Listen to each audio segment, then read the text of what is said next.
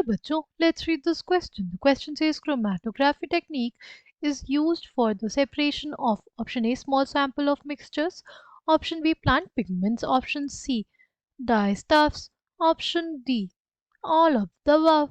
Right? हमसे question में पूछा है about chromatography technique. Right, the key concept for this question is chromatography.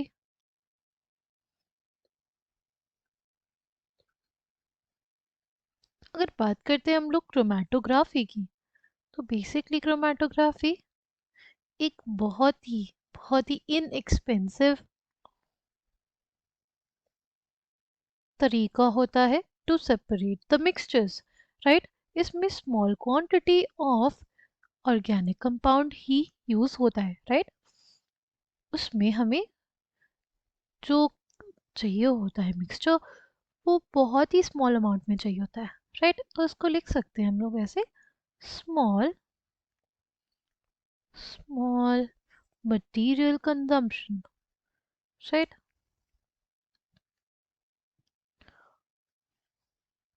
और अगर हम लोग बात करते हैं इसकी एक्यूरेसी की, तो ये काफ़ी एक्यूरेट मेथड होता है. Right, it is quite accurate. ठीक, इससे हम लोग आराम से प्यूरिफाई कर सकते हैं एनी सॉल्युबल और volatile substance if right absorbent material, उसका fluid and operating conditions are employed. Right, it can separate complex mixtures. It can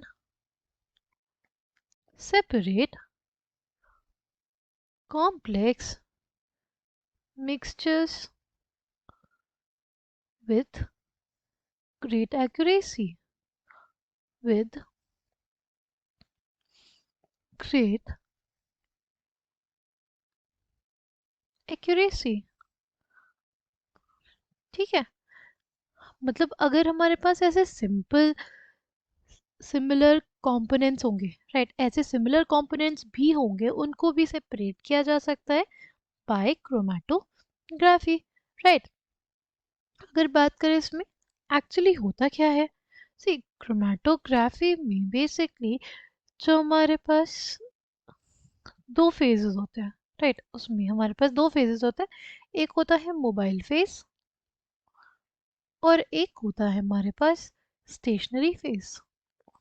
stationary phase हमारे पास हो सकता है सॉलिड या लिक्विड, और यूजुअली मोबाइल फेज क्या होता है, वो होता है लिक्विड और गैस.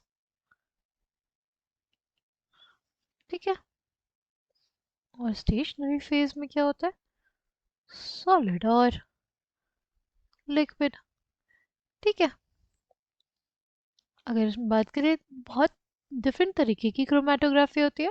राइट, अगर सिंपल हम लोग बात करते हैं थिन लेयर क्रोमेटोग्राफी की, राइट, वो क्या होती है, हमारे पास एक एड्सॉर्प्शन क्रोमेटोग्राफी होती है.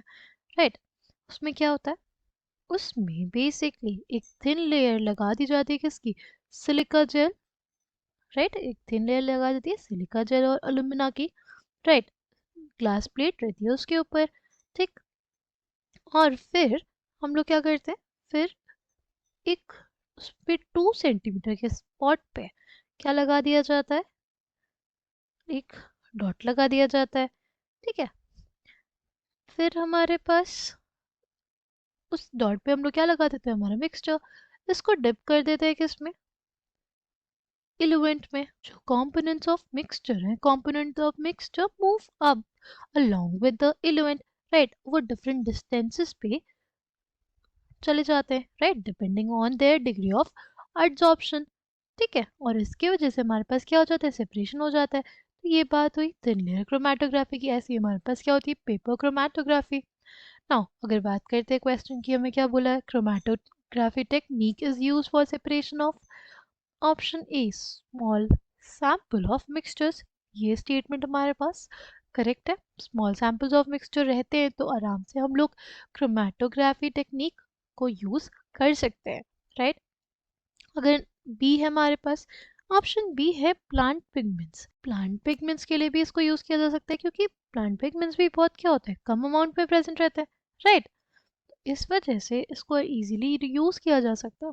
फिर है डाइस्टफ्स के लिए भी इसको आराम से यूज़ किया जा सकता है।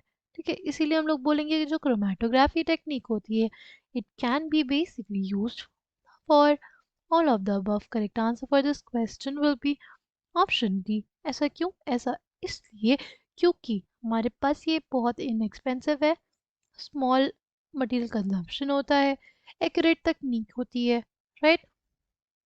अगर बात करें प्लांट पिगमेंट्स डाइस्टफ्स के लिए, देखो जो हमारे पास कलर्ड सब्सटेंसेस होते हैं ना, उसके लिए ये पहले बहुत पहले टाइम से यूज़ की जाती थी, राइट।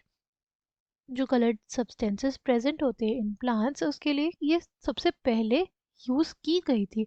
और इसी टेक्निक का नाम इस वजह से क्रोमेटोग्राफी पड़ा, as chroma means colour, right. The correct answer for this question will be option D. I hope you understood it well. Thank you and all the best.